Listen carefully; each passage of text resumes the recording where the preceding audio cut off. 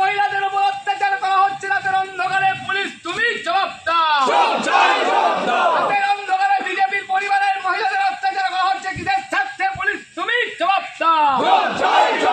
একাধিক দাবি নিয়ে মোহাম্মদবাজার থানার ওসির সঙ্গে দেখা করলেন বীরভূম জেলা বিজেপির সভাপতি ধ্রুব সাহা।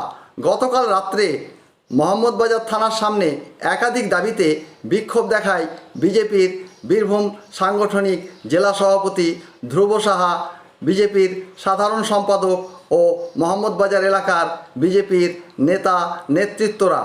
তাদের দাবি, মোহাম্মদবাজার থানার অন্তর্গত কাপিস্টা অঞ্চলের একাধিক গ্রামে রাতের অন্ধকারে বিজেপির কর্মী সমর্থকদের ভয় দেখানো হচ্ছে।